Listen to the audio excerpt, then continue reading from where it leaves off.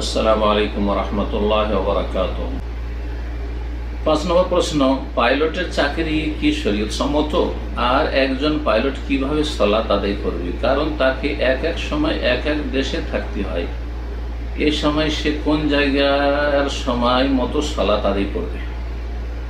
পাইলটের চাকরি শরীয়ত সম্মত, কোনো অসুবিধা নেই যদি সে পাইলটের চাকরি নিয়ে সেখানে পাপে না জড়িয়ে যায়।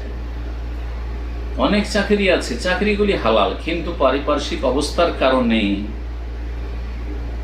বিভিন্ন পাপে জড়িয়ে যাওয়ার কারণে সেই চাকরি তখন হারামের দিকে চলে যায়। কিন্তু মূলত পাইলটের চাকরি করা জায়েজ, কোনো অসুবিধা নেই। পাইলট কিভাবে সালাত আদায় করবে?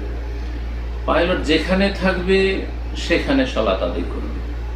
যদি সেখানে দাঁড়িয়ে সালাত আদায় করা সম্ভব হয় আর জায়গা আছে, তাহলে দাঁড়িয়ে সালাত আদায় করবে। আর যদি তাকে বসেই থাকতে হয় সিটে, সেখান থেকে ওঠা সম্ভব না হয় এই সালাতের সময় 5 মিনিট 10 মিনিটের জন্য, তাহলে বসেই সালাত আদায় করবে।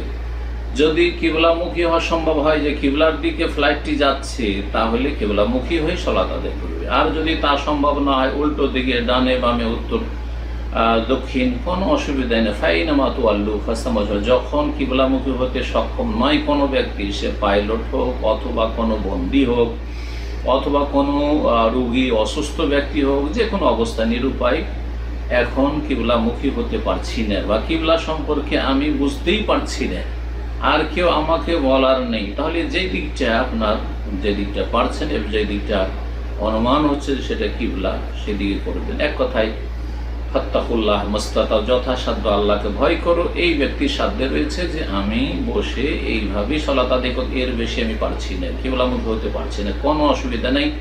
সে অবস্থায় যথাসময়ে ওয়াক্তের ভিতরে সালাত আদায় করতে, ওয়াক্ত পার করা মোটেই জায়েজ নাই। যে কোনো অবস্থায় যতক্ষণ হুঁশ আছে সালাত ঠিক টাইমে আদায় করতে হবে। যে সালাতের শুরু এবং শেষ রয়েছে তার মাঝখানে আদায় করতে হবে। এক এক সময় এক এক দেশে থাকে, হ্যাঁ, যেই দেশে থাকবে দেখবে যে আমার এই ফ্লাইটটি এখন কোনখান দিয়ে, কোন দেশ দিয়ে অতিক্রম করছে বা কোন দেশের কাছাকাছি হয়ে অতিক্রম করছে।